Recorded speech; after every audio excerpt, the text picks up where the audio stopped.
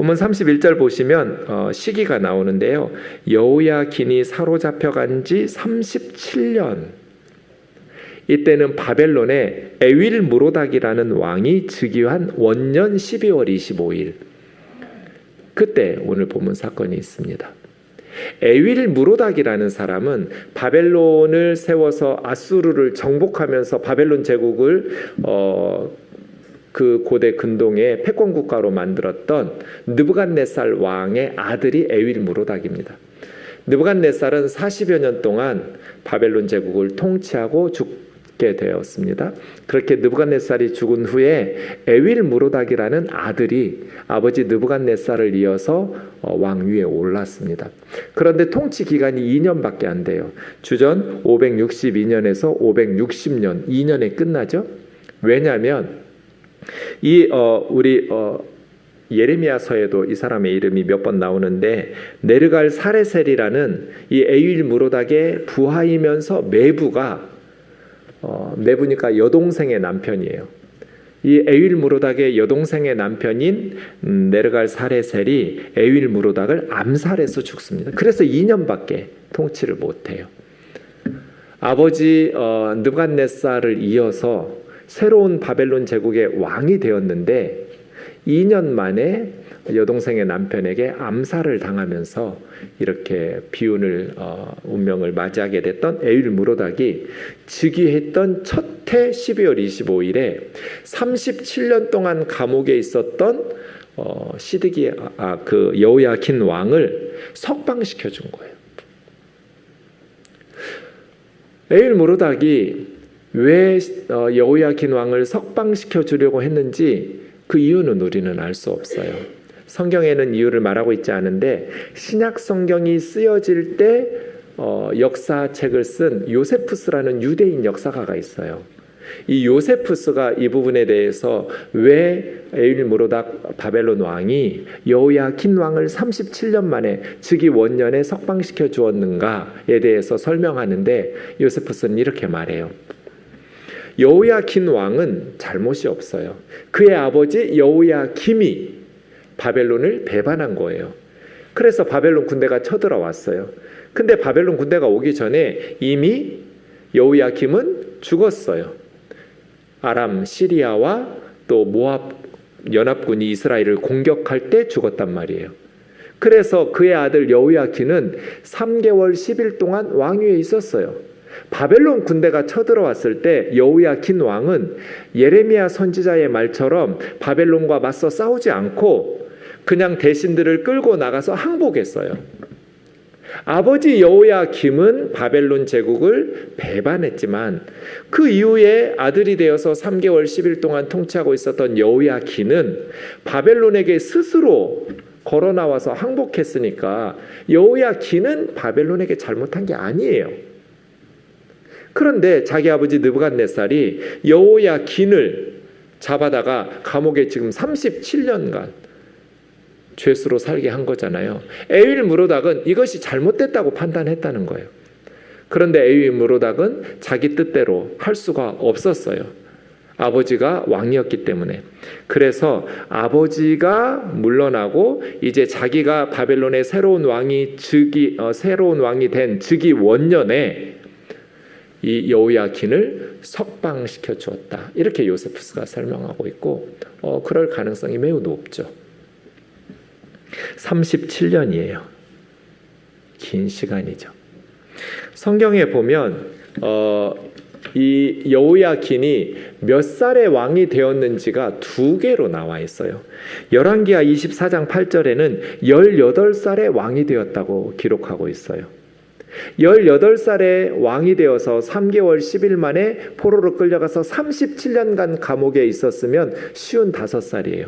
18살에 갔는데 50대 중반이 되어서야 감옥에서 석방된 거예요.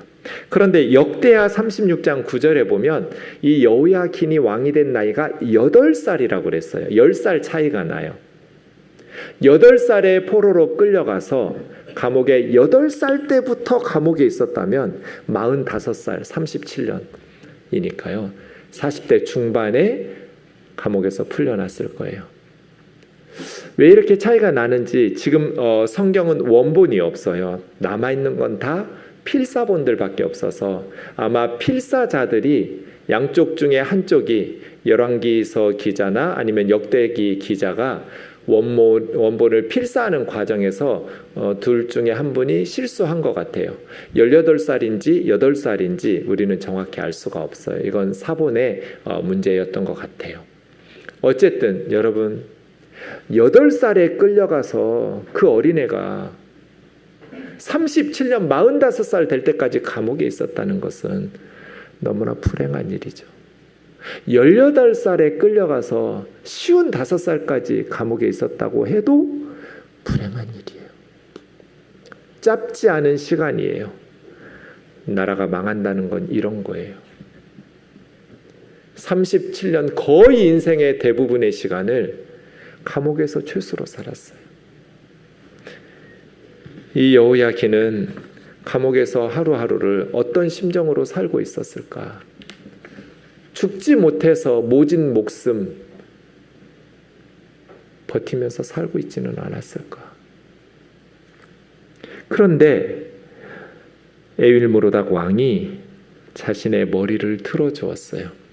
머리를 들어준다는 바벨론의 이 관용구인데요.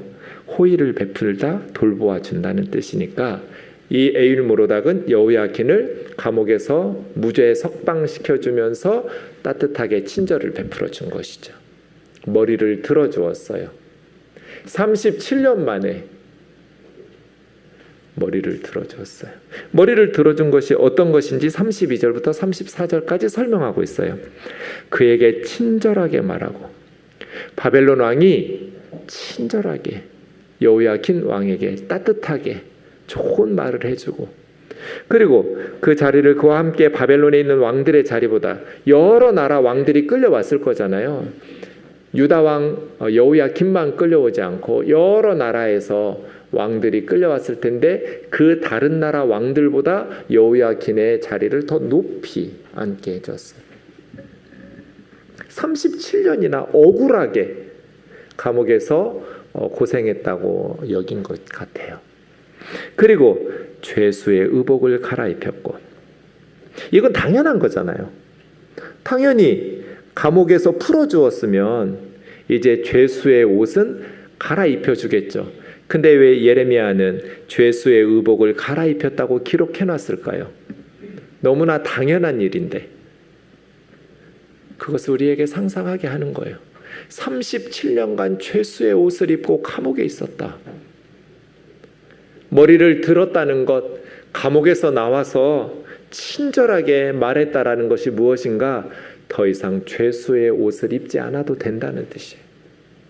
그리고 감옥에서는 뭐 먹었겠어요? 죄수들에게 주는 음식 먹었겠죠.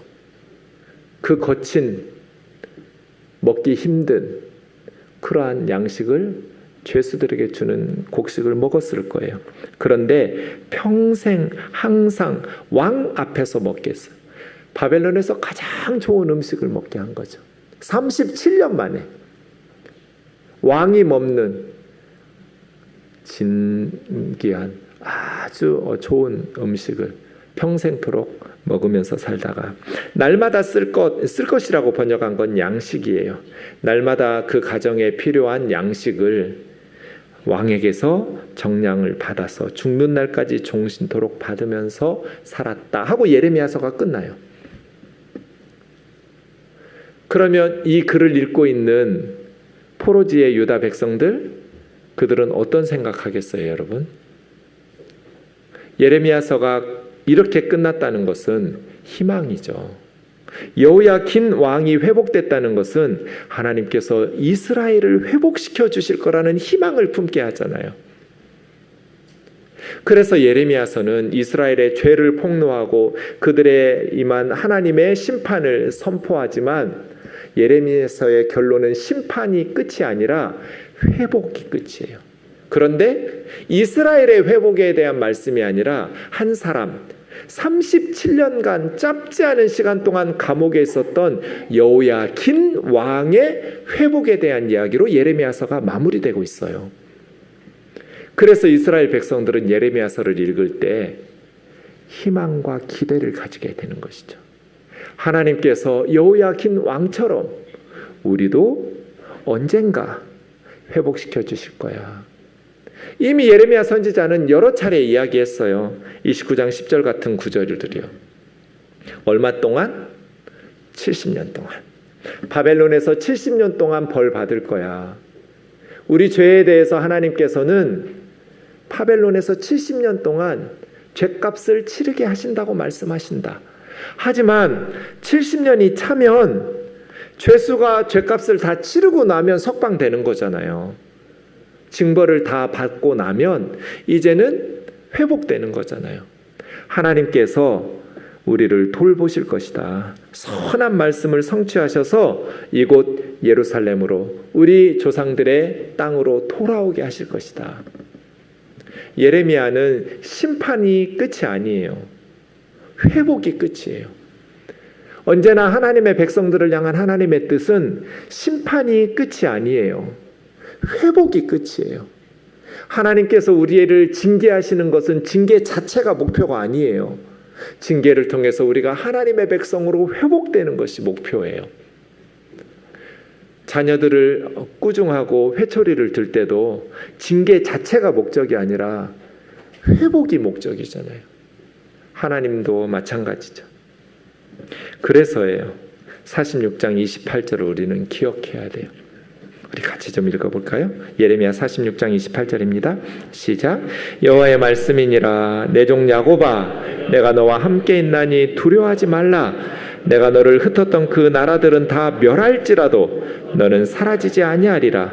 내가 너를 법도대로 징계할 것이요 결코 무죄한 자로 여기지 아니하리라 하시니라. 너희는 내 백성이니까 죄 지어도 모른 척 봐줄게. 하나님 이렇게 말씀하신 적이 한 번도 없어요. 비록 이스라엘은 하나님의 백성이지만 그들이 죄를 범할 때 하나님은 법도대로 징계한대요. 죄 없는 무죄한 자인 것처럼 결코 여기지 않으신대요. 죄를 졌으면 하나님의 백성이라고 해서 봐주는 법 없어요. 우리 그리스도인들이 이 사실을 명심해야 돼요. 구약의 하나님하고 신약의 하나님 다른 분이 아니에요. 똑같은 하나님이에요. 하나님은 하나님의 자녀들이니까 죄 지어도 봐주시고 용서해 주시는 법이 없어요. 그리스도의 십자가의 보혈로 죄 용서는 받죠. 하지만 죄값은 치러야 돼요. 시간을 돌이켜서 죄 안 지은 시절로 돌아갈 수가 없잖아요. 죄의 결과는 계속 남아요. 무죄한 자로 여기지는 않을 거야.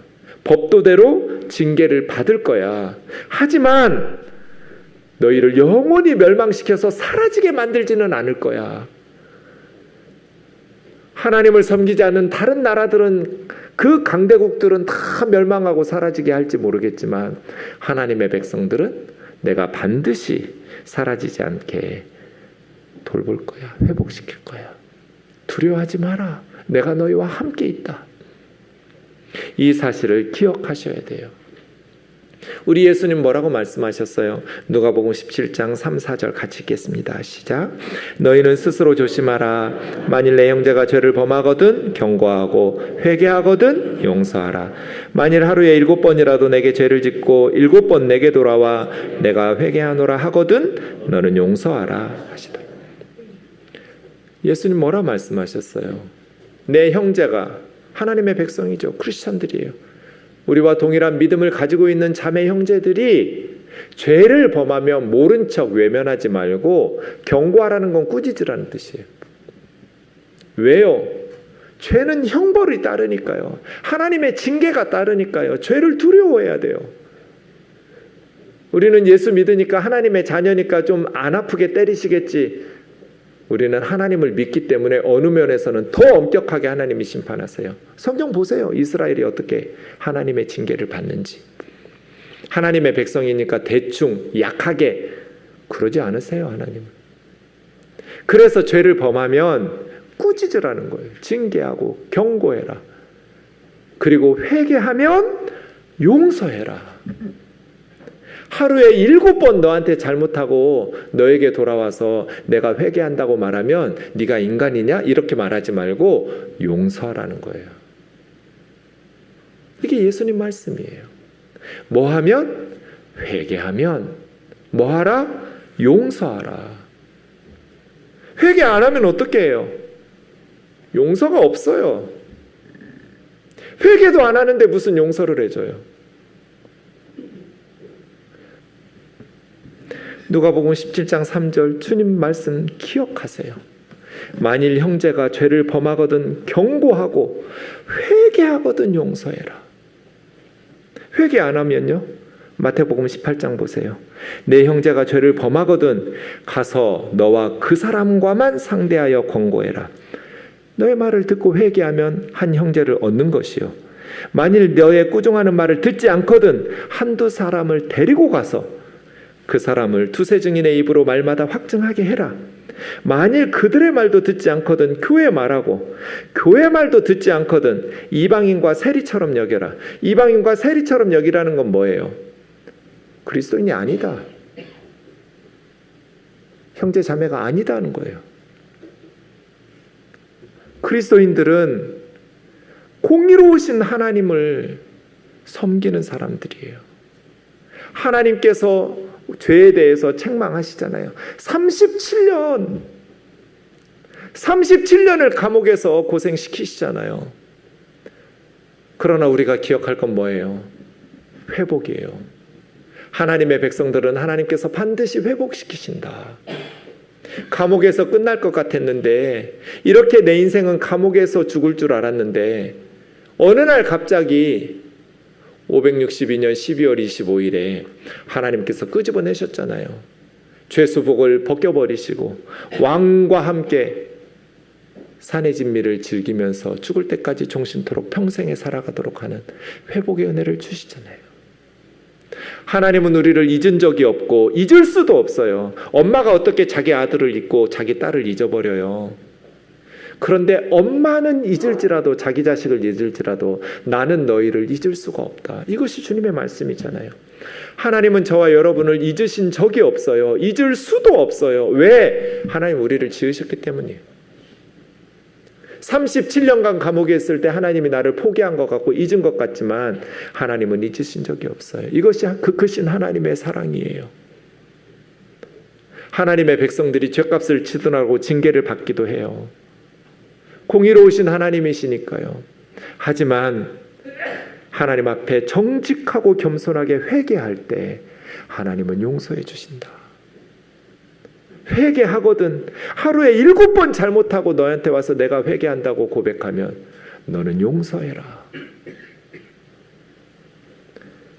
마지막으로 우리가 회복이 무엇인가를 좀 생각해 봐야 돼요.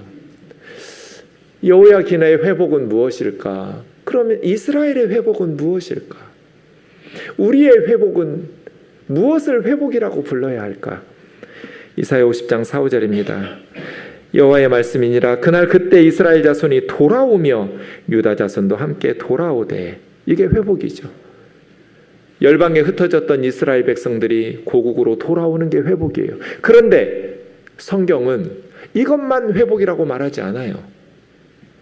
그들이 울면서 그들의 길을 가면서 예루살렘으로 유다로 돌아올 때 울면서 돌아오면서 그의 하나님 여호와께 구할 것이며, 여기 성경을 고치세요 여러분. 여호와께가 아니라 여호와를이에요. 여호와께 뭐 딴 걸 구하는 게 아니라 여호와를 구해요. 그렇게 번역해야 돼요. 울면서 돌아올 때 그 길을 가면서 하나님을 찾는다는 거예요. 그들이 얼굴을 시온 예루살렘을 향하여 그 길을 물으면서 너희는 오라 잊을 수 없는 영원한 언약으로 여호와와 연합해라. 잊을 수 없는 언약, 영원한 언약. 우리가 하나님과 언약 백성이었는데 하나님의 백성의 언약을 깨고 우상 숭배하고 범죄하고 죄지어서 나라 망하고 열방의 포로로 끌려갔었는데 시온으로 돌아오면서 잊을 수 없는 하나님의 백성, 언약 백성으로서 하나님과 연합하자 이렇게 말하면서 돌아온다는 거예요. 이런 걸 회복이라고 그래요. 그래서 회복은 두 가지가 있어요. 참된 회복은 고국으로 돌아오는 삶의 터전이 회복될 거라고 말씀하세요. 회복이죠. 감옥에서 나오는 거 회복이에요. 그런데 감옥에서 나와서 왕의 산의 진미를 즐기면 회복인가요? 아니에요. 예레미야서는 한 가지를 더 말해요. 영원한 언약으로 하나님과 연합하는 거, 이걸 회복이라고 그래요. 울면서 하나님을 구할 거라는 거예요. 우리가 하나님 버리고 살다가 망했습니다. 이제 내가 사나 죽으나 하나님하고 함께 살겠습니다. 내 삶은 하나님을 높이고 하나님께 영광 돌리는 것이 의미입니다. 하나님을 찾는 것, 울면서 하나님을 찾을 것이다. 그리고 하나님과 연합하게 될 것이다. 하나님하고 하나가 되게 살 것이다. 하나님과 딱 달라붙어서 하나님과 연합하여 살아가는 삶, 회복이라고 말합니다. 50장 19절과 20절은 이렇게 회복을 말합니다. 이스라엘을 다시 그 목장으로 돌아오게 하리니 갈멜 요단강 서북쪽에 있는 산입니다. 바산 요단강 동북쪽에 있는 갈멜과 바산의 유명한 목초지입니다. 에브라임 요단강 서쪽의 중부지역입니다. 길르앗 요단강 동쪽의 중부지역입니다. 길르앗과 에브라임은 비옥한 산지입니다. 돌아온다라는 것은 그런 목장으로 삶의 터전이 회복된다는 겁니다. 돌아오는 것이죠. 그러나 이것만을 회복이라고 말하지 않고 그날 그때에는 이스라엘의 죄악을 찾을지라도 찾을 수 없을 것이다. 유다의 죄악을 찾을지라도 찾을 수 없을 것이다. 왜? 내가 남긴 자들을 용서할 것입니다. 하나님께서 유다와 이스라엘 백성들의 죄를 용서하시기 때문에 이런 걸 회복이라고 그래요. 하나님의 용서의 은혜를 누리는 삶. 죄값을 치렀어요. 그래서 계속 벌받을까 두려워하면서 염려하면서 걱정하면서 사는 것이 아니라 하나님께 죄사함 받은 우리 그리스도인들은 이게 너무나 분명하죠. 예수 그리스도의 십자가가 있기 때문이에요. 이런 걸 회복이라고 그래요. 삶의 터전인 목장으로 돌아오는 것뿐 아니라 하나님과의 관계가 회복되는 거예요. 하나님의 용서를 감사하며 기뻐하면서 살아가는 것. 구원받은 하나님의 백성이 하나님과 연합해서 하나님과 하나 되어서 살아가는 것. 사랑하는 자매 형제 여러분, 우리는 이 두 가지를 다 구해야 돼요. 예수원의 대천덕 신부님이 말한 것처럼 영적인 회복만 구하는 것은 온전한 회복이 아니에요. 세상적인 회복만 구하는 것도 온전한 회복이 아니에요. 감옥에서 나와서 뭐 하려고요? 하나님과 연합해야죠. 하나님을 찬송하고 구원의 은혜, 죄사함의 은총을 감사하며 기뻐하면서 하나님과 연합하여 살아가야죠. 하나님과 연합하여 살아가는 것만으로 역사의 회복이라고 말할 수 없어요. 삶의 터전도 회복돼야 돼요. 우리의 삶이 이 두 가지의 회복이 다 필요해요. 사랑하는 자매 형제 여러분, 이렇게 예레미야서는 마무리됩니다. 회복으로 마무리되어져요. 주여, 우리를 회복시켜 주옵소서. 우리의 삶의 터전도 회복시켜 주시고 우리 자녀들의 삶의 터전도 회복시켜 주시고 우리의 영적인 회복도 하나님과 합하여 울면서 하나님을 구하여 찾고 이제는 절대로 하나님을 떨어지지 않을 거야. 하나님과 떨어지지 않을 거야. 하나님을 떠나지 않을 거야. 나는 하나님에게 딱 달라붙어서 살 거야. 하나님과 연합할 거야. 하나님이 내 죄를 용서해 주시고 더 이상 내 죄를 찾을래도 예수 그리스도의 십자가의 보혈로 내 죄를 다 씻어버려서 내 죄를 찾을 수 없을 이런 하나님의 사주의 은혜를 누리면서 하나님 앞에서 살아가는 회복의 은혜가 있기를 주의 이름으로 축원합니다.